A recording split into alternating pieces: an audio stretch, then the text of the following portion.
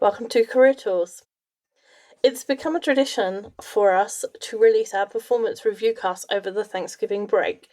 Many companies will have performance review season from now until the end of the year, and then another group in January. We release these casts at Thanksgiving so that you can get a jump on your review. The process we recommend takes 12 weeks, so you definitely want to start now. This guidance is 2 casts joined together so that you can hear the whole process in one go and not have to go searching for the other part. I mean, some of the music starts and ends rather abruptly, but hopefully you can overlook that. I'll be back at the transition so you know where to stop if you need to. And now, preparing for your review. Today, Mark Horstman and I have something special planned for you. Now, we spent a lot of time at the end of last year talking about how to write someone else's review. Now the question is, what should you do to prepare for your own review? Think of it this way. Suppose you had 3 folks working for you, and one of the 3 spent a couple of hours over the previous months preparing for their time with you. They had reviewed the entire year, prepared better information for you for their review, and taken their time writing their self-evaluation, including specific data to support their points. Now, wouldn't that be impressive? If there were a close call to be made, might it go in their direction? Well, in this cast, part 1 of a 2-part series, we walk you through everything you need to prepare for your review with your boss. And if you think it's too early, think again. Our process timeline is 3 months. Hey, Mark, we got a lot of traction from our forecast last year on how to prepare for annual reviews. People really dug those. And I think folks really appreciated the detail, the step-by-step that we typically go through. I think that's often what is missing when you look at all the other kind of management advice that's out there. The other interesting thing that it was the first cast we ever did that was timed to a specific time or a specific event, given that companies mistakenly do annual reviews around the calendar year. Thank you for saying mistakenly. I think we actually have to do a cast about the system of how to do annual reviews in a company. Not really addressing HR people, but we tend to stay away from making your company better through systems and policies. But the annual review one is a great one to teach people how to do it, how to do reviews on a year-round basis. We talked about preparing for annual reviews that they're given, but what we didn't talk about, which is to some people even more important, which is how do they get ready for their own reviews. And luckily for them, they only need 3 months to get ready. So why are we doing this cast in July? It's funny when you're talking about how much people enjoyed the detail. It's funny because we did 4 casts last year, and we were worried about that. We were like, gosh, will this really grab people's attention? And of course it did. But I always worry about that because when I laid this out for coaching clients, I remember they would say, gosh, it seems like so much stuff. But there are a bunch of reasons. And when you hear them, I think there are people out there who go, oh my gosh, he's right. I hadn't thought of it. I hadn't thought of that. So let's go through them. I think there's like 6 of them or something. First of all, the reason you start now in July or early August is a reminder. If listeners haven't been doing their team's quarterly reviews, because remember one of the things we talked about in annual reviews is that you would start doing the reviews of your folks each quarter, give them a mini review so you reduce the chances of a surprise at the end of the year. If you haven't been doing that, think about this. If you're not doing that, what are the chances that your boss is doing that? And if your boss is not, ask yourself, how much have you been thinking about writing the reviews of your folks in the middle of the year? And that's probably even less than your boss is thinking about about what he's going to do about writing your review in the middle of the year. And so what that means is you need to be scheduling those the end of third quarter, Q3 reviews, mini reviews with your folks now. Get them on the calendar so that at the end of the year you're going to be you'll at least have one underneath your belt, and it won't be reinventing the wheel all over again the way everybody seems to do annual reviews every year. So that's one thing. Second is, look, we know how busy everybody is. They'll hear the cast, they'll think about it a little bit, they'll say, wow, this is great, hopefully, and they'll put it off. Or maybe they'll schedule something for August. Then things are going to get busy for whatever reason. It'll go on a back burner for a couple of weeks, and suddenly they're starting in September. No offense, but that's probably what you and I would do. It just you look at, right. at developing, at spending some time on yourself, and you put that on the back burner so often. We're not trying to be rude here and suggest that they're not following the exact manager tools way. The fact is, life is what happens to you while you're busy making plans, right? So if they start in September, 3 months is December. And something else to think about, you'll want to be done preparing for your own review before you have to start working on your team's review. So hopefully you want to be done in early December. Now look, if they get right on it right now, they'll probably finish early. And that's fine. You can just put the file aside that you develop, give it a 1-hour overview and some polishing at the start of December, and then you can go shopping for Christmas and have a little easier conscience, and you'll feel that much more ready, having gone through the preparation on yourself, that much more ready in terms of delivering your own folks their reviews. Yeah, can you imagine going to a Christmas vacation, having done all this and being ready for the end of the year reviews? Oh, yeah. Imagine it, even slightly better, which probably people think I'm terrible for saying. Imagine going on Christmas vacation, having it done, and telling people, oh, no, I'm already done. That's a little of the dark mark coming out there. You just poke them with a stick as you walk Yeah. out the door with a smile on your face saying, yeah, I'm not worried about that. Okay, another thing. Third, every quarter you're supposed to be spending maybe 30 minutes keeping your resume current, right? That's what we suggest in our resume cast.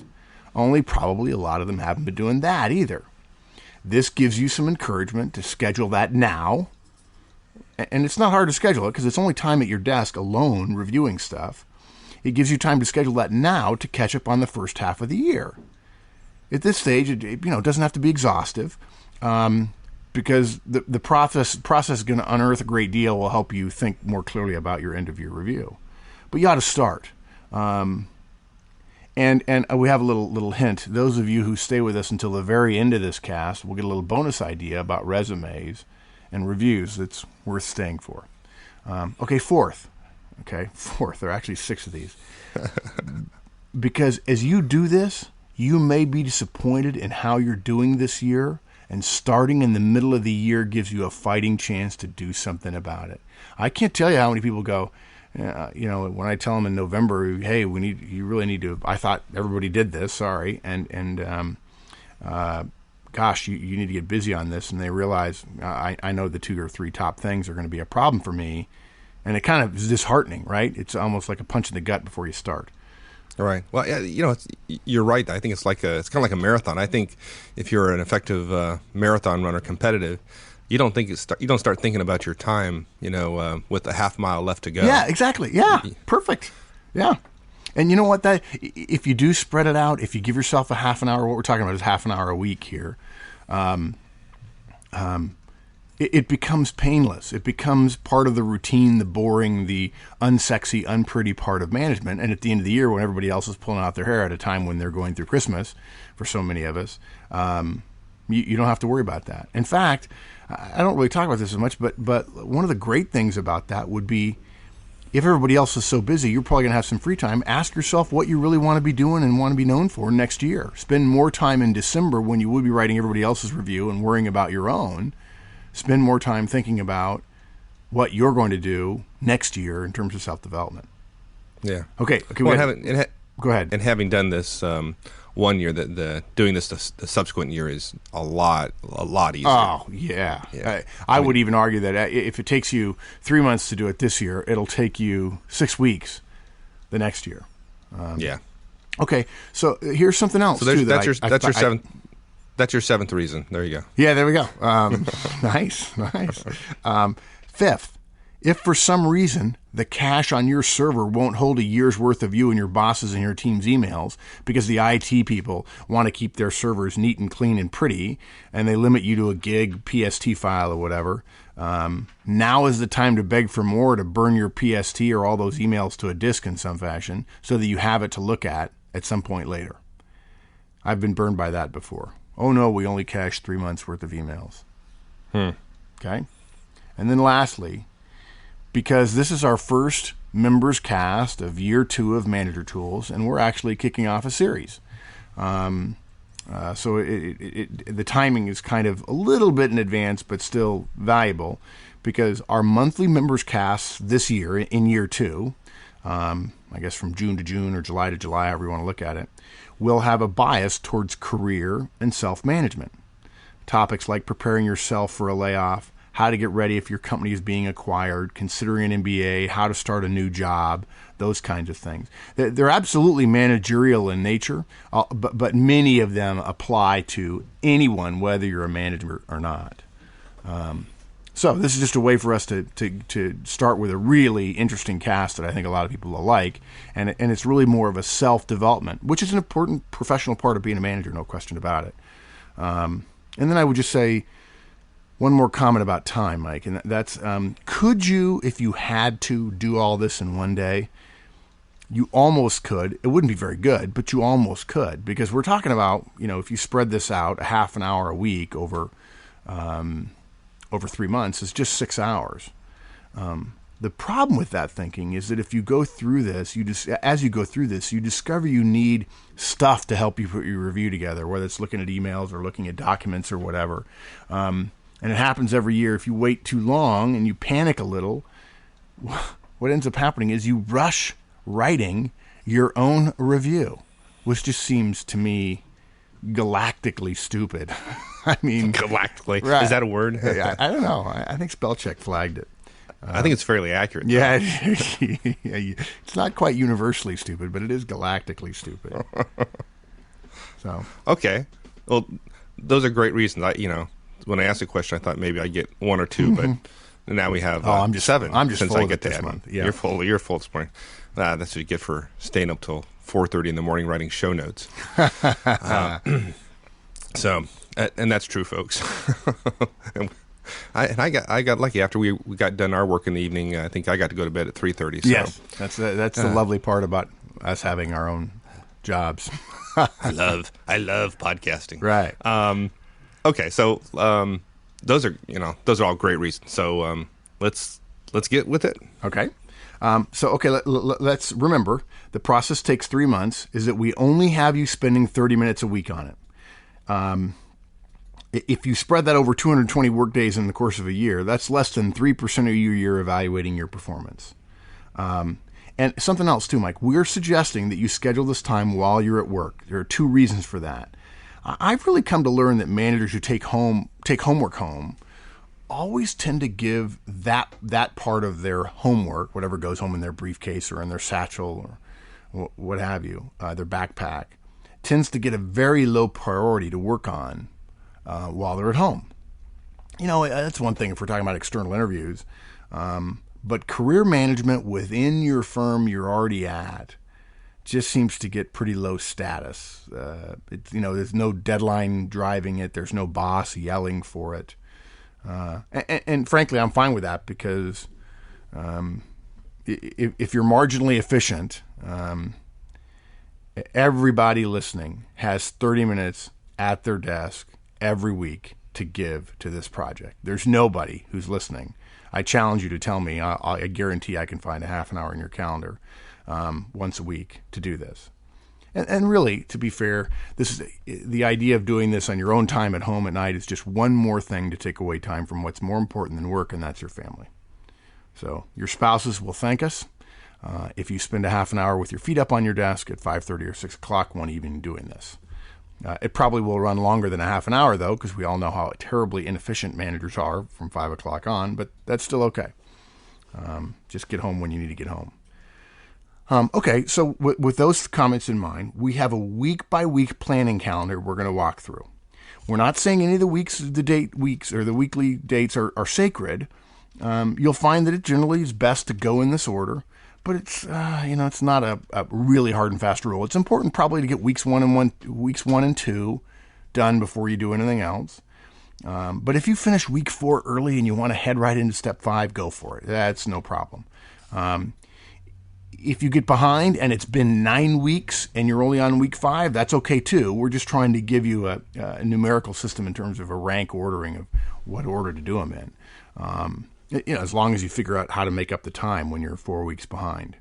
I will say that some managers have told me that they started right in on going to email when they learned the way to prepare everybody else's reviews, and that included mine email, which is a really powerful part of our process. They immediately said, "Okay, let me just start going through emails real quick." I think that's step 10 or something like that, and that's not a good plan. Moving that all the way up to week 1 or week 2.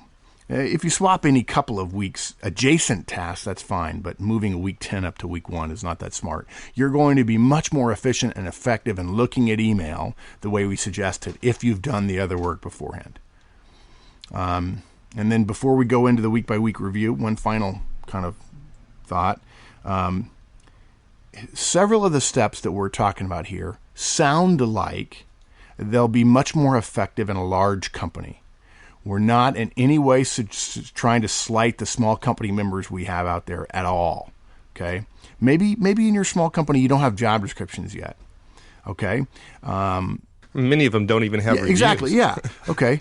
But surely you won't argue. They won't argue with us. This is a good cast topic. And even if you think about it, it wouldn't hurt for you to prepare an end-of-year overview for your boss, even if you don't get a review. It may affect salary administration, even if there's no formal review process. And Absolutely. There's a review. It just may not be written. Exactly. Oh, yeah. Yeah. In fact, we ought to use that as one of the distinctions between big and small company. If somebody says they're in a small company, we ask them, okay, is your review written or unwritten? If they say it's written, I say, well, maybe you're a medium-sized company. You're not a small company anymore. But look, even if you don't have a job description, which is pretty standard in smaller companies, Manager Tools doesn't have any job descriptions. You do all that magic technical wizardry, and I talk about stuff. And you just talk. Yeah, just blah, blah, blah.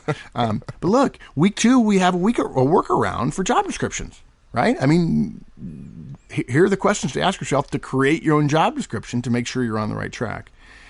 And virtually every other week we have in here has validity for a small company or even a startup. So I wanted to say that because as I was reading my own notes, my handwritten notes from years ago, I thought, there's a big company feel to this. And yet I think if small company people approach this I think this is a great self-management tool, even if we don't have reviews, I encourage them to stick with this because this is, if you get this done now, if you get it down now at a small company, when you are a bigger company or when you join a bigger company, when you become executive vice president for marketing or something like that, or for technical services or customer services, you're going to have it down, and you won't need to be worried about making the transition to a big company. You'll know how professionals go about preparing for their annual review. Period. Yeah.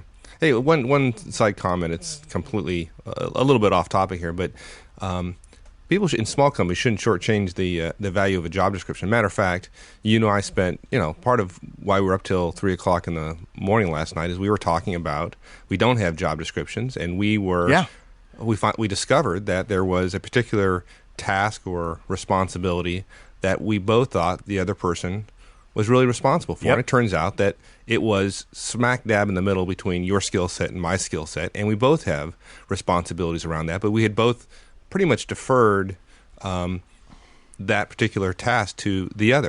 In fact, I would argue, Mark, that one of the things that makes small companies great, and certainly in our case, the whole trust thing, I trust you to do that, you trust me to do that, in fact, becomes a potential weakness in that trust makes me feel comfortable not even thinking about this thing. And at the same time, you're thinking, I don't even need to think about that. He's got it. And that ball is absolutely on the floor.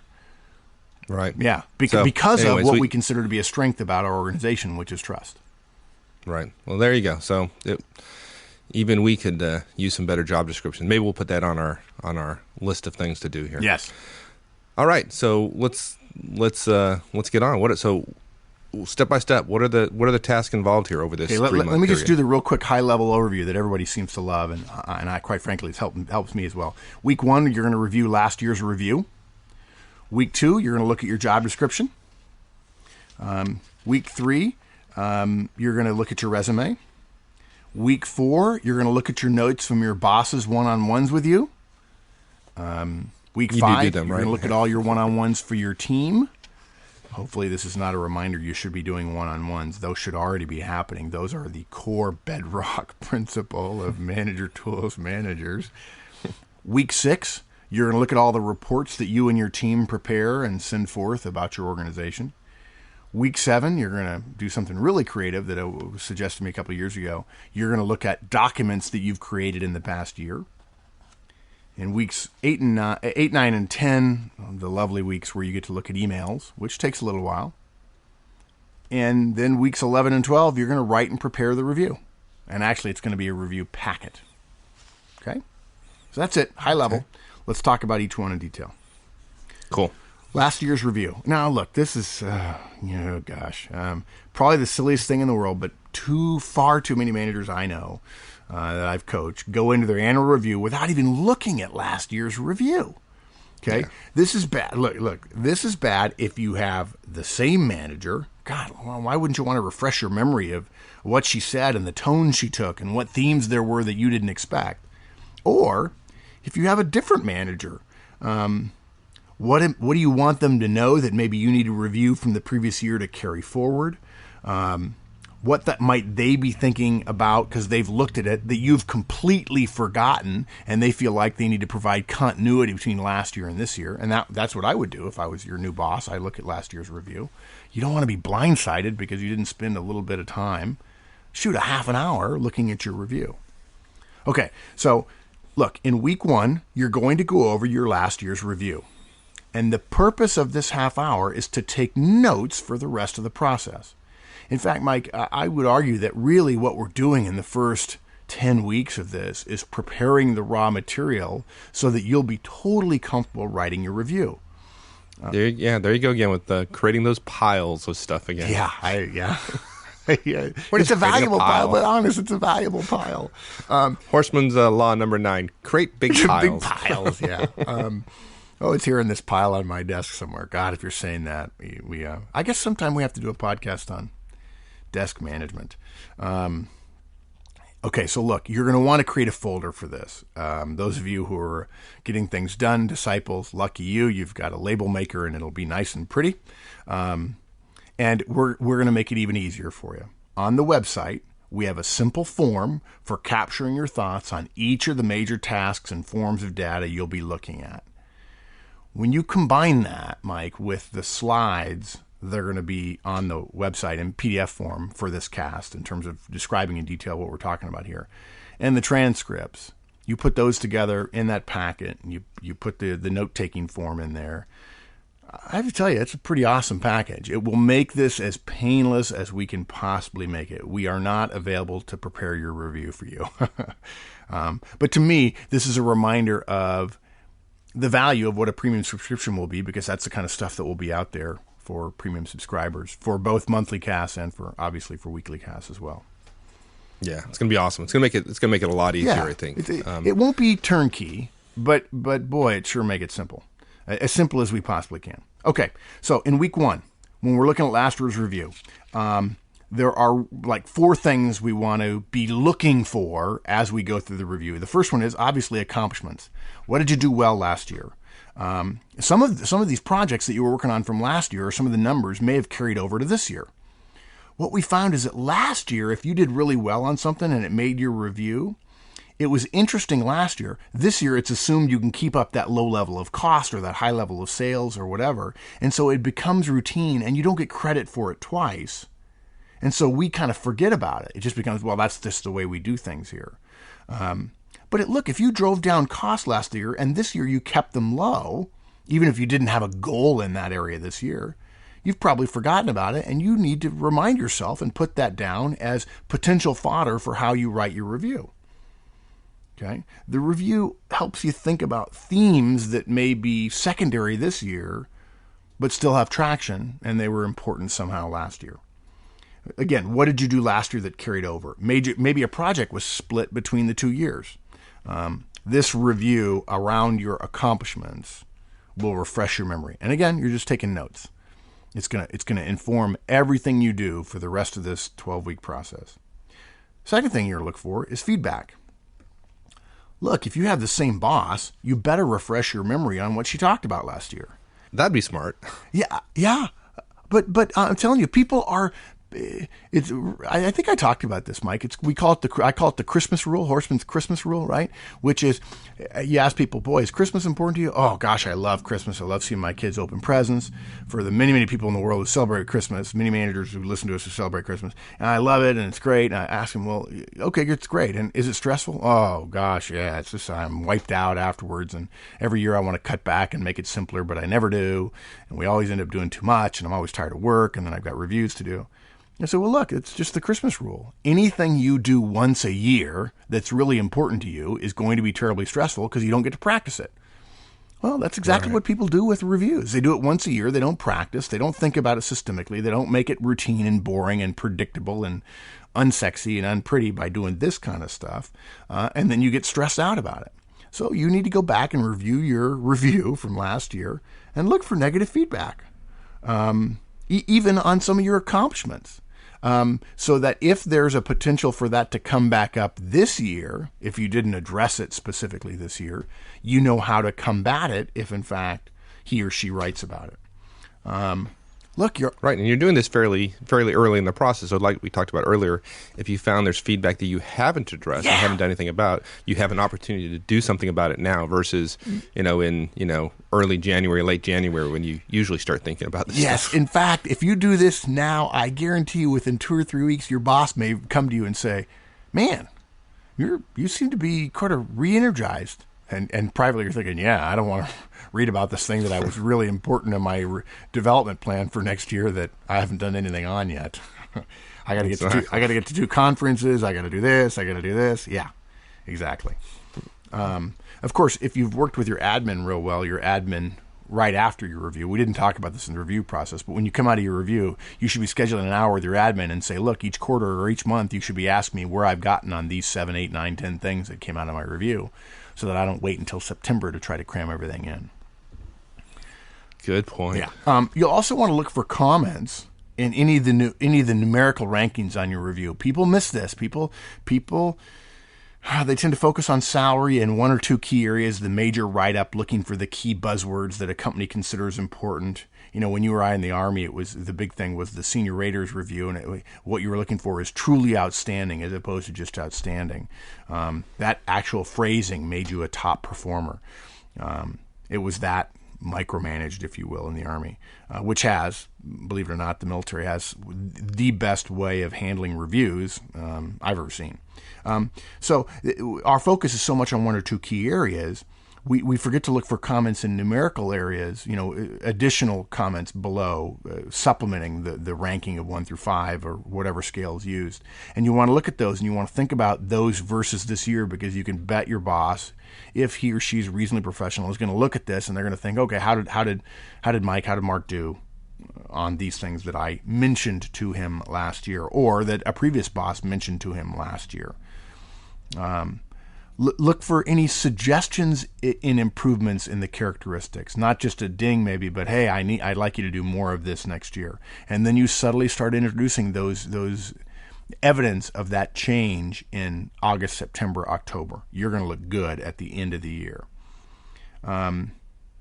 And again, make it easy. Give yourself a weekly reminder. Hey, you need to be working on presentation skills. You need to get your agendas out earlier. If you do a Control-Shift-K weekly agenda reminder, it's much more likely that it's going to be a relatively painless improvement process for you over the remainder of the year, and it'll be easier for your boss to say, "Wow, I've really noticed a difference in terms of you getting on that. Thank you for doing that." And a lot of times the question about whether or not you get a top ranking or a good ranking is, hey, he could be in the top, but maybe not. I don't know exactly where he should be. I want to look at everybody else on my team. But then they start looking down at the details, and in every one of the detail areas, you're hitting home runs or they're noticing a significant change. That can be the thing that makes a difference. Maybe not hitting a home run in the top area. You can still end up getting a top review. Yeah. What about objectives? Okay, good. Look, it may be that your company separates this process of creating performance objectives, goals, and so on, or development objectives from last year's review, but many don't. And our point is we don't think of it that way. If you do separate them, consider the 2 documents as one for the purpose of this process we're talking about. You need to write down in the note-taking form everything you committed to doing in December or January of last year, January of this year. Good to know. Yeah, if you're worried about where you are, it's better to know it now than to remind yourself, oops, the Thanksgiving oops, right? Uh-oh, I'm in trouble. I better pretend like I've done something in that area. So you want to be able to do that and then check them off, obviously, if you can, or make notes of the ones you've already got done. That's good. And lastly, number 4, boss's issues. Now, as you have some distance to the review, which you didn't at the time you were getting it, you're probably just nervously looking for the percentage salary improvement you were going to get in many cases. Now, after knowing your boss a little bit better, you may see a pattern or a theme or a tone in your boss's review from last year. Make a note of it. Think about how it will affect the objectives he or she gave you for this year, whether you're going to achieve them or not. If you're going to not achieve an objective in an area that seemed to be thematically important for him last year, ask yourself what you can do to get ahead or at least get close to achieving it in the last 6 months of the year. There's no need to solve the problem, if it is a problem, and I'm not saying it is, now, but it'll be easier to think about doing so in 10 weeks if you start thinking about them right away. Yeah. Now, well, I think the key here is to put yourself in your boss's head for a little bit, because you know your view of what's important and his or her view as to what's important may be different. And last year's review is going to give you good hints as to where he or she places their priorities when it comes down to doing the review. And in my experience, sometimes the review is not reflective of what they're telling you during the course of the year. So, yep, perfect. Now, look, what we've just talked about, it sort of implies that there's a benefit to thinking about what your boss did last year. But even if your boss is different, Mike, it's still worthwhile to go through these steps. And if you have a different boss and you don't have their comments on your review, that's fine. Go talk to former directs of your boss. If he or she was in your company at the time, see what they say about their reviews. Look for any themes that were there. If you were asking me, if Mike, if I worked for you and then you left and went somewhere else, and somebody said, "Hey, what's Ozan like when he does reviews?" I'd be happy to give you my review. I'd probably tear off the page about salary increase, but I'd give it to you. A lot of people wouldn't do that, but I don't care. It's just a way to make things easier. One more thing, Mike. It probably seems silly to say this out loud, and I probably said this several times during the cast, but just because your firm or your organization, your company changed the process or the forms they use to do the reviews, this accomplishment, feedback, objective, and boss's issues are still damn important.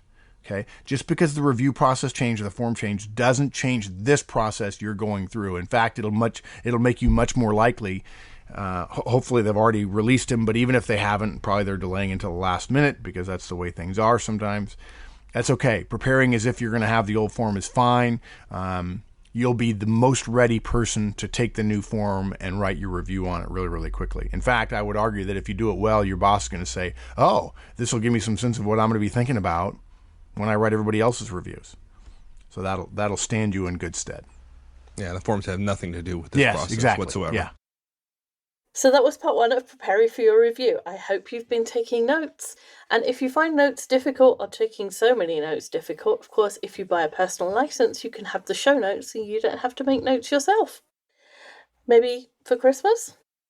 Since we created these casts, we've created a lot more guidance on performance reviews. So if your question isn't covered, then go to our website and just type performance in the search bar and the list of podcasts will come up. Now, here's part 2. So in week 2, Mike, you're going to make notes based on your job description. And again, we've got a place for that on the form. There are 3 good reasons to do this. First, it obviously just pays to be thorough. It's technically the baseline for what your job is. And if you don't know what the baseline is and then your boss covers it in your review, you're going to feel stupid, and rightfully so. Okay? Second, and this is sneaky, the company often provides your job description in a packet with the review they give to your boss. Now, maybe you'd probably know that, but some managers forget, or if you're not a manager, you don't know that. And it's good to know. It's good to have reviewed something your boss will be reviewing before she writes your review. Yeah, it's good to know what they're thinking about when they're writing it. Yeah, that's a little useful. Part of the point of this, right? And then finally, if it's wrong, you're going to want to change it or make some suggestions about how it can be improved. Okay, so what do you do with it? Really, there are just a couple of things to do with your job description, and that is, number 1, You want to look at key deliverables and metrics. You want to look for what the job description says you're supposed to be doing and make notes on all of that. Sometimes it's close, it's not exactly right, and you're going to need to know how what you're doing now or what you've been doing throughout the year connects to this when you write or get your review. If it's not close, you may want to make notes for starting to change it, even though changing your job description is that's a whole nother cast. I wouldn't say to my boss if I got a bad review, part of the reason for this is a really bad job description. You should be making the case for how to subtly change it without formally changing the form in your end of year review by saying, hey, the job description says X, but I hope you see where I've been working on X prime, which is really what the job description would imply based on the changes in responsibilities and roles around here in the last couple of years. Yeah, well, if you're doing this if you're in fact doing this as we suggest in, week 2 of this 3-month process, you have plenty of time to go back and get your job description changed. These things are not immutable. Right. They can change. Yeah, and a lot of people think, they are immutable, and some person who is responsible for job descriptions has to approve everything. Not so much. HR would say, wow, really? You have time to do a job description? Wow, that's cool. You want to serve on an HR committee? No. Thank you, no. Not really. Okay, the second thing you want to do is you want to, as a thought exercise, and this is what you make notes on, you're going to create your job description, prepare your own job description using that creating a job description idea we gave you in the review cast last year. And there were actually 5 questions we asked you to ask yourself. We'll repeat them here, and they're on the form, by the way, that we're going to prepare for you. The reason the company created this job is number 1. Number 2, the most important ways a person doing this job should spend their time are. Number 3, the 2 to 3 most important duties of this job are. Number 4, what this job takes to be successful is. And number 5, the simplest, easy way to see if this job is being done well is. And that just gives you a different way of thinking about your job, a little bit more analytically, a little bit more one step removed, rather than thinking about yourself and what you've done, thinking about the job without you in it in an abstract form. And it helps you get you thinking big picture about your role and contributions relative to that more abstract job description. You may find that you're a little bit off in terms of where you've been directing your time, and you may need to re-engage on some things that maybe have fallen by the wayside if your boss is going to use your job description, which it's possible he or she is. Yeah, well, if you ask these questions, it's going to re-engage your brain, whereas if you're reading that kind of crusty old job description on your formal job description, your brain's probably going into autopilot at that point. Yeah, exactly. Yeah, in fact, you start reading it, and your autopilot's a good way to describe it. You just kind of, okay, I've seen this before. It's been a while, but I've seen it before. Yeah, it's like driving to work and getting done with your hour commute and having no earthly idea how you got there. Yeah. Well, your brain is supposed to do that for you. Your brain is saying, okay, I know how to do this. You don't have to think about it. I'll take over. It's like getting dressed in the morning. You know how to do it. You don't even think about getting dressed. It just happens. You don't think about, if you have to think about tying your shoes, you go step by step. It'll take you a lot longer than if you just let your fingers do it automatically. Yeah. So, yeah. And thinking about your job description before you get reviewed on it is not a good place to be on autopilot. Yes. So, all right. Okay. Week 3, the resume. Yeah, it's an easy week. This is an easy week, Mike, if you've been doing your resume work throughout the year. And we just know that everybody has. They've been. Oh, listeners, I'm sure they are. Yeah. I'm sure. I'm yeah, positive. absolutely. I'd be very surprised if they weren't. Yeah. I'm amazed at how many resumes. I got 2 this week from people I know saying, hey, would you please look at these? I need to update them. And the last job always looks like crap. Sorry. So look, all you have to do here, though, is capture key accomplishments that you put down on your resume. You put it on paper other than your resume so you can get it off your resume. Basically, you put it on your note-taking form. It's not an exhaustive list. It's just most managers think differently about what they'd talk to other companies about versus what they'd pitch for a good review. People tend to winnow out or weed out things that might go on their resume. So the resume is just kind of a place to start, but that's fine. We're just gathering data right now. Now, look, if you haven't been doing that, it means you've got to, really, we recommend that you wait to do this until after you've gone through this process and mined all the data that you're going to be able to look at in order to bring your resume current. But Would you recommend them leaving this resume on their desk for the next few weeks? Would that be a good Absolutely. idea? Feel totally comfortable. Corporate America, worldwide, it's okay. Leave your resume right in your desk. It won't bother your boss when she walks. Yeah, make sure you turn it so that people walking in the door don't have to read it upside down. Yeah. That'd be very make sure it's inconsiderate. very obvious it's a resume. It's one page. Yeah, good plan. Gosh, you know what? In a few years, leaving your resume on your desk will be okay. And we talked about that actually, that it's still not appropriate. But the way we see resumes is just a way to capture your performance. Maybe what we should tell people is, hey, feel free to leave your resume on your desk at any time. And when your boss says, "What the heck is your resume doing on your desk?" you can say, "Oh, I'm just preparing for my end of year review." There you go. That's the Manager Tools answer. Okay, so that's week 3, doing your resume. If you've already been doing it, it's easy to capture that stuff that you've been adding for the course of the year for your present job. If, in fact, you haven't been doing it, then you get a pass for this, and you have to redo that at the end of the year. Okay. Week 4, boss one-on-ones, which I'm sure everybody's fortunate enough to have a boss that's doing one-on-ones with them. We actually had a spate there for a while in the discussion forums, Mike, where people were saying, "Mark, please tell me how to get my entire organization to do this." And hopefully one of the themes that came through over and over again was that, look, you really can't make your company do this stuff just because all of a sudden you've discovered the right way to manage. No offense, but it's just the best way to influence up is to use these things, quietly go about doing your job way better, and to have people say, "What changed you?" And say, "Well, actually, I do these one-on-ones and coaching and feedback, and I've learned how to present and so on. I use Manager Tools, and I'd suggest you try it and see if it works for you." And, you start getting promoted. One way to influence up the organization is to get promoted a couple of times by doing your job better. And this stuff is not all theoretical, right? This we talk about this stuff because it works. Yeah, people have gotten promotions because works. they write us and tell us that Manager Tools helped them get the promotion. And it's effective. So given that it works and it is effective, if you do it properly, people will notice. Yeah. There's no doubt about it. We've, like you just said, we've had several listeners call us, write us, and tell us that they got promoted as a result of doing this stuff. That their bosses noticed, their subordinates said, "Man, last couple of months you've just been way good, an incredibly more effective manager. How is that?" Well, this stuff works. So, anyways, off the soapbox. It's exciting. I'm thrilled that people are using this stuff in the way we intended, which is use this stuff and be more effective because of it. And if you get promoted, send us a part of your promotion increase. There you go. Who said we don't have a revenue model? Okay, so week 4, boss one-on-ones. That's assuming that you're lucky enough to have a boss that does one-on-ones with you, right? Yep, that'd be good.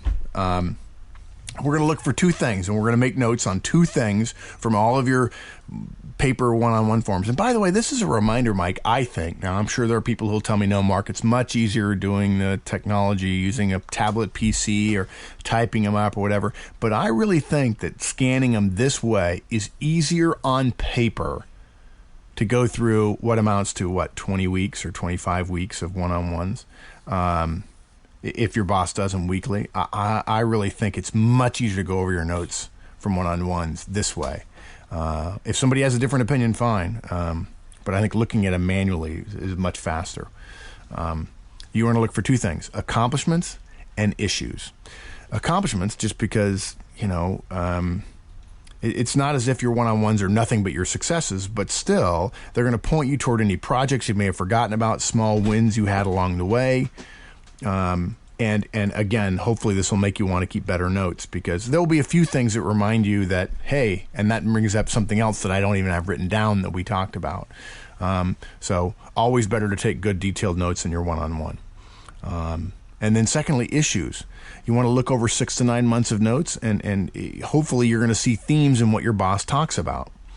If there are themes, either about you or your team or your projects or your boss's pet peeves, expect to hear about them again at the end of your review. Take notes on them.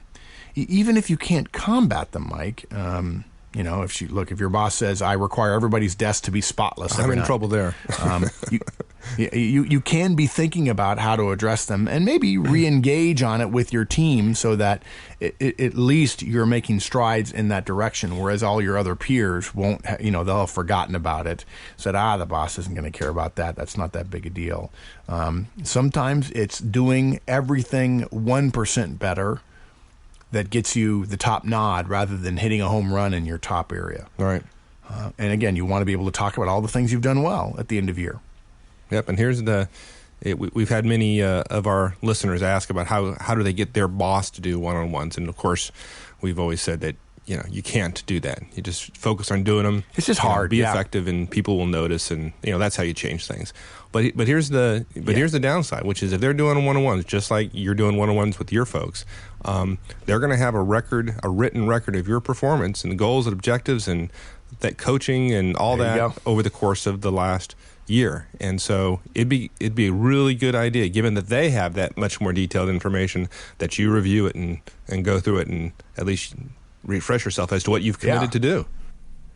I just thought about it, Mike, but insofar as these folks who are listening are doing one-on-ones with their teams, and they're probably thinking, I've got to keep good detailed notes, and if my team doesn't, that's okay. If they feel like it's their meeting and they need to take good notes, but they don't approach it that way with their boss, gosh, you're right. You just pointed out that maybe they've got pretty light notes, and their boss, as it relates to them and their team, their boss could have better notes and more data for the annual review than the manager does. So, yeah, good point.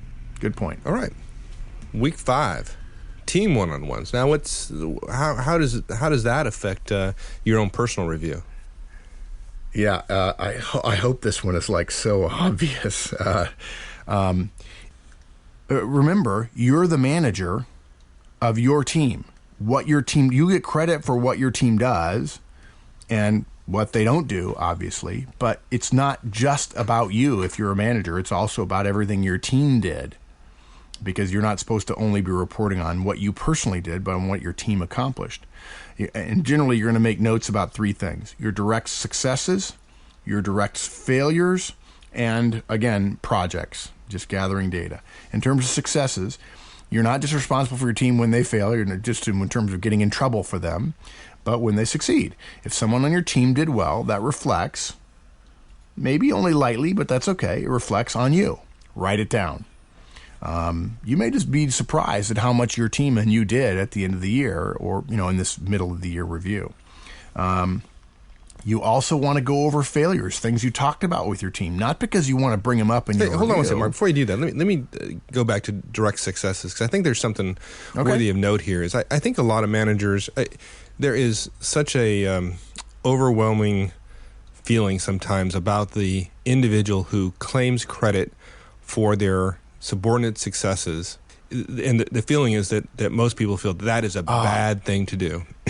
And yes, so when it comes down to reviews, though, I just caution you about going too far. You have an influence on your organization. If your subordinates are successful, then you are successful. And so during review is not the time to slight that. To be worried. In other words, it's not the time to be worried that you're going to be taking credit for somebody else's work. You're going to use the word "we," perhaps, but you're not going to be stealing their thunder and presenting it as your own work.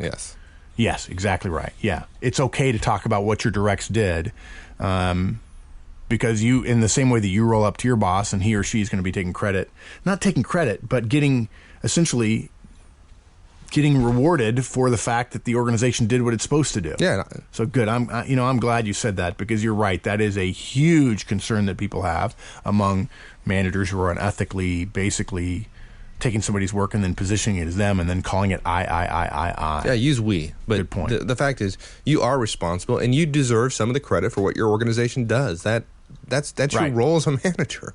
So good. Okay, directs failures as well.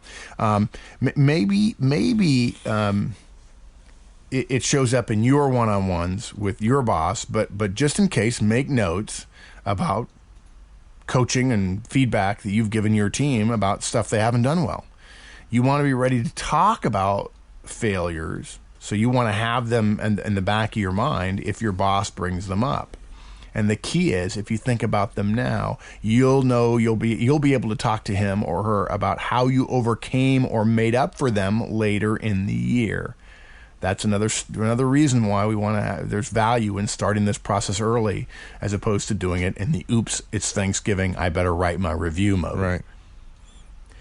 And then lastly, projects. Bosses love asking about a project that was left dangling in May when it's December. Capture what your team has been working on, even if it doesn't seem to have been finished in some way, and either finish it or start thinking about what to do to overcome the fact that you won't have it done at the end of the year because it was canceled or it was put on hold or the customer put it on hold or whatever, rather than you kind of looking like a deer in the headlights and they say, well, gee, we did have 7 projects we're going to work on this year and 3 of them just seemed to die in May and June. Why is that? Well, there were good reasons for that. And if your boss thinks about it, now your boss has 10 people reporting to her. She can't know every single project and all the details. You need to be able to help her. So actually the customer put that on hold, and this one we lost funding because we had budget cuts in the second quarter. You need to be able to talk about those kind of things. Let me add one under Team One-on-Ones, particularly under projects, is I'd encourage folks to think about development of their people as projects as well. And I know in my experience, nothing ever impressed me more than during review or preparation for review where somebody was sharing with me how they developed their people. So when you're reviewing Team One-on-Ones, that's the time to get that in your mind and make sure your boss is aware of what kind of personnel development stuff you're doing. Perfect. Gosh, that's so perfect. I wish I'd have thought of it. Well said. Okay, week 6. It's time to look at reports. Look, lots of bosses keep report files from the directs. I do. You now know this, and so you should be able to find any operational, personnel, budgeting, or financial reports that reflect on you or your team for the year. Whatever goes up weekly, monthly, quarterly, whatever. Do not underestimate this step just because it's right after one-on-ones and we're going to be talking about emails. Budgets alone can kill you. You need to be able to have a detailed discussion about your monthly budgeting and its effect on end-of-year costs and benefits and cost analysis and so on. Right. It's not coincidental that sometimes reviews are happen at the same time where you're going through budgets. And so if you have a problem here, that problem is going to become very public at the same time people are thinking about your review. So pay attention. Bingo. And look, you're often so far down in the weeds that you need to look at the reports in this way halfway through the year to see what the boss is seeing sort of systemically or systematically about you and your team. And if you're smart, you're going to get your hands on your peers' reports that are similar to yours, so that you can compare. I mean, you may not know how much better or worse you're doing than anybody else, even though probably around the water cooler you get some sense of that. And if you don't know where they are, we have a little hint for you. Your boss's admin has all of them. And if you're really smart, next year you're going to keep all of your peers' reports that you normally throw away.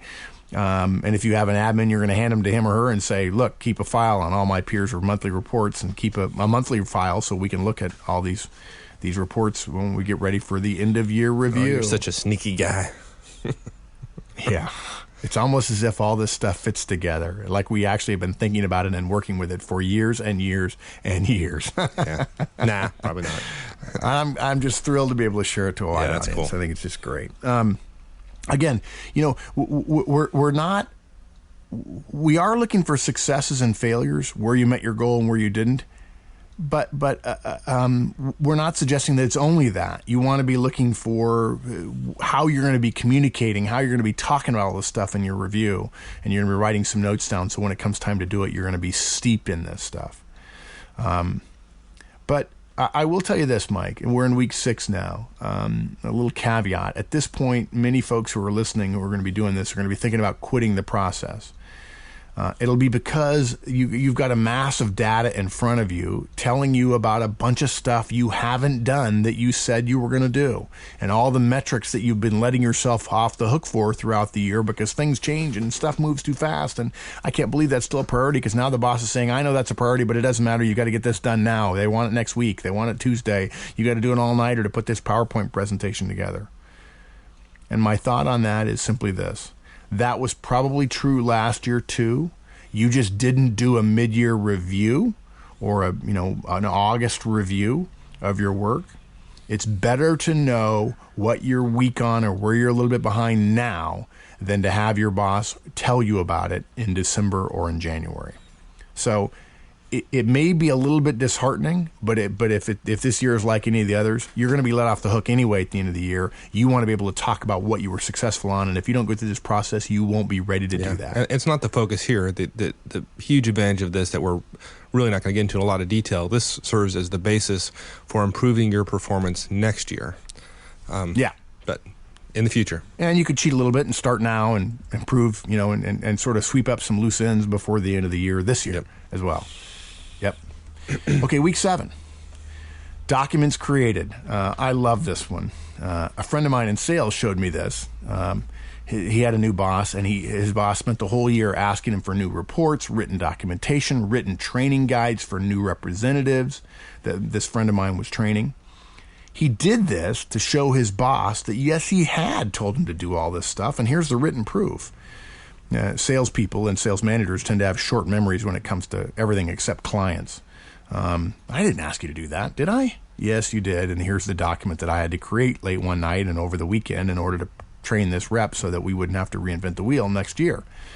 And basically what it did was it got me to thinking about either, you can do this one of two ways, searching on your computer, and there's, you can use a search function. I happen to love Google Desktop, but you don't have to use that. You could simply, in Windows Explorer, you could organize a folder by date created, or do a search using Windows search function, which is horribly kludgy, but you could do it, and asking it for every document that was created in the calendar year thus far that you're doing. And you'll want to do this again toward the end of the year, although usually as you're going through this process, the stuff that happens along the way, you're going to be making notes on things that you're doing later on in the year that are actually they're current because you're working on them at the time. And I was amazed at stuff that I found on my computer when I did this a couple of times, all the stuff you've forgotten that you worked on. And you might want credit for some of it. And sometimes it doesn't make the one-on-one, it doesn't make anything else. And there's a document that you spent a weekend preparing, or a slideshow that you did for your boss while she was out on vacation or at a conference or whatever. It won't hurt you to print them out if you think it's necessary. Or you can just make some notes in the form that we provide about what successes they point to, or what work you did that was helpful to somebody else in terms of team building or supporting your boss or supporting an initiative in the corporation or what have you. A lot of times it ends up being stuff that's not related to the chain of command, but it's something that managers are expected to do, serving on committees, things like that. Yep. And one additional point on the document stuff, just take the extra step. You deliver the document, but think the next step, which is what effect did it have on the organization? What were the results to the organization? You'll certainly want to be able to put it in that context versus I created a document. Yeah, you're not saying I typed 55 pages for you. You're actually, you want to talk about value creation. Good, thank you, Mike. Yeah, that's good. Weeks 8 and 9, and 10, we get to the fun one, which is emails. And to tell you the truth, even though this is probably the best repository of data and reminders of all kinds of stuff you've already forgotten, it'd probably get a little bit boring. But you're going to get some surprises. There's no question. If you go through a year's or 9 months worth of emails, you're going to be like, oh my gosh, that's right. That fire came up in February, and it took me 3 weeks to fight that fire.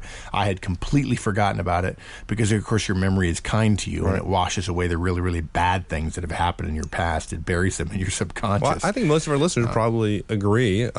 We try to help them get out of this, but a lot of your time as a manager is spent in firefighting mode, and those are things that are not reflected in your job description, in objectives. There's no other documentation of it other than email in general. So yes, given that you're spending a lot of your time doing it, you might as well cull it out and make sure you're getting credit for it. And if you find 3 or 4 of these things that took a significant amount of your time, let that be a lesson to you next year. Is there a way to say no or be a little bit more proactive about those things? Maybe there's a theme associated with all the big fires, or and you can build in some proactivity, some managerial boring routineness, so that you reduce the number of fires you fight. Unfortunately, a lot of companies say, boy, that guy, Ozan, he's awesome. He's always just putting out fires left and right. He's a great manager. Whereas, Martin over here, she's great, but she doesn't seem to be as energetic or as excited about Ozan. Well, that's just because she does her job day after day, blocking and tackling, one-on-ones, coaching and feedback, and everything runs smooth in her shop. Nobody ever has to pay attention. It's just boring. and a lot of work gets done. And not to repeat myself 10,000 times, but this is the basis of future improvement. You go through this process, You'll have a better review. You'll have done your own review, and you'll have a better sense of where you are, what you've done, your accomplishments, your weaknesses, and what you need to focus on next year than you would ever get from simply getting a review from your boss. No doubt about it. Bingo. Okay. The way to do it is to sort your emails by person. It's important to do that by person in whatever folder you're looking at, and go through them chronologically from January or whatever your start of your review year is, and up until make them current. If you go through by date, there are too many. We find that there are too many threads to kind of keep track of, Mike. At least this has been my experience working with some managers that I've done this with. And you get going too fast, and you kind of forget to write down all the threads, and then you have to connect things later. You have to keep going back and looking at who the email was from. We find that if we do it by person chronologically, the threads appear a little bit more naturally. Now, I even take it a step further, and I make copies of all the mails that I've sent to folks that I'm searching on one at a time, and I put my mails to them in one folder, and since then I sort them by date within that person's folder, and that way I can follow the threads between me and them that I'm coming up with. Now, look, you may choose to do it differently, but most managers I know do it one person at a time, rather focusing on, again, just strictly a chronology and putting everybody in the same box. Another thing it does, Mike, is it helps identify team member successes, and that's a chance for you to go back and write down in that portion of when we're talking about one-on-ones, write down the team member successes, and transfer them again to that point we talked about earlier. And then a little hint about one email is to don't forget to sort for peer emails, internal or external customer emails, and also projects. If you can identify projects in some fashion, the way you handle email, even better, so you can look for ups and downs in the projects along the way. Okay. Very powerful. You're going to see little things that you had forgotten along the way. Maybe only one or two that are going to be big enough to make it into the review that you're going to write, but at least you'll know completely. You'll have a complete picture of what you've done through the course of the year. Email is an absolutely great repository of all the stuff you've been working on throughout the year. I could guarantee that if somebody did this, they would absolutely find at least half a dozen accomplishments that they would have otherwise completely forgot about. Yeah. No doubt. Yeah. And they're probably thinking to themselves, well, they must not have been that important because they didn't think about them. Well, it depends. Are they important to you? Are they important to the boss? Could it be that 4 or 5 additional accomplishments make your boss realize, wow, you really had a great year? Yeah. You don't want to go in. It's like going in with a revolver that should have 6 bullets in it and you only have 3. You know, if you could have 6, wouldn't you want to have 6? Yes, you would. Yeah. Excellent. Okay. Weeks 11 and 12. Write and prepare your review packet. And now we're getting to the good part. Yeah, the good part or the hard part. There's no easy way around the writing part. But imagine doing this step, Mike, if you haven't gone through the first 10 weeks that we've just walked everybody through. No. Right? And then I say, okay, wait, I'm betting, okay, we just said it's hard, but I'm still guessing that everybody's going to hold our feet to the fire and say, no, I want you to tell me, how do I write my own review, right? That's what people are really don't let yourself off the hook, Mike. Don't let yourself off the hook, Mark. Okay, tell us how to write the review. It's easy. Well, heck, it's easy. Just go back to last year's cast on how to write somebody else's review. You've got all the data you need. All you're doing is writing your own. It's not hard at all. Remember the SEER method: summary, example, elaboration, and then result, or the SumX method, which is summary and then example. Yeah, those are parts of writing the review that we shared with you last year in the 4-part review cast. All you need to do is review that, and you're in great shape. Yeah, we'll be able to figure out how whether or not people are listening to this or not, because we'll see an uptick in the downloads of last year's shows. There you go. Yeah, exactly.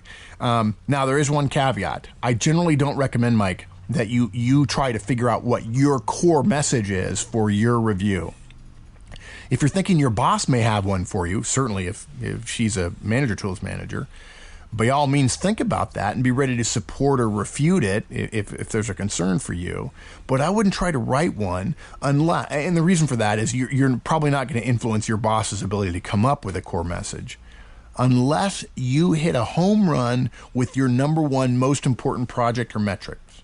In that case, fine. Talk about that. Make that a core message. Otherwise, write it without that.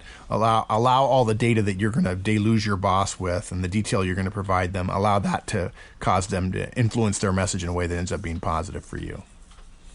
Then, after you've written it, add any documentation that really stands out to you as an addendum.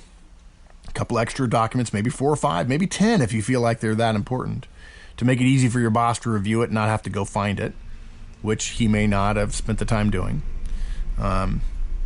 And if you've gotten done in time, hand it to your boss within 24 hours after you've heard that he or she has gotten a reminder to do all of their reviews, or just a reminder to do yours if they're scattered throughout the year.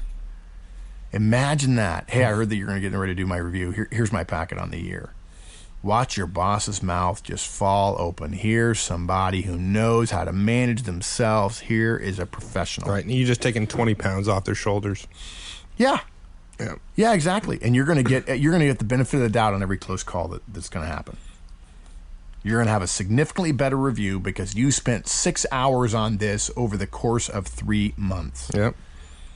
Oh, okay. Now, final point. We promised everybody a resume bonus at the end of this cast, Mike. And we may have already given this away. Now that you're done with your review, if you haven't done your little bit of work each quarter on your resume, now is the time. Take all of your notes about the entire year and that review you just wrote and update your resume in your most current job. Now, your resume is current. Yeah. And that may be a good thing if your review goes badly. No, way to end it, my friend.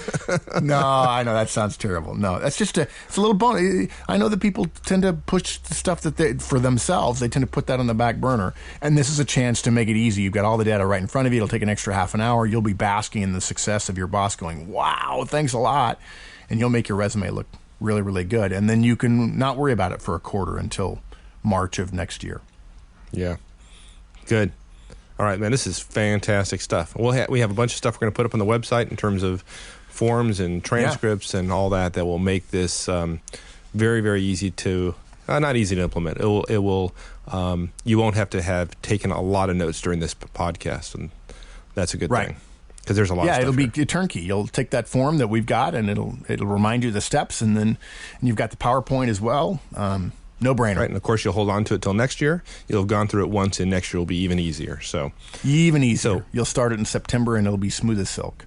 And people will say to you, how do you do that? Oh, manager tools. And now we've got a process on how we're going to prepare for our reviews every year for the rest of our careers. Yep. There you go. Excellent. Thanks, Mike. Thank you. We'll talk to you soon. So, folks, that's it. Hope you enjoyed that, and even more, I hope you put it to good use. If you haven't been to discussion forums lately, I think you'll want to do so. www.manager-tools.com/forums. A lot of great stuff going on there, and as always, we appreciate everybody who's choosing to participate there. Lots of great information, and Mark and I are learning quite a bit from everybody. So, until next time, so long, folks.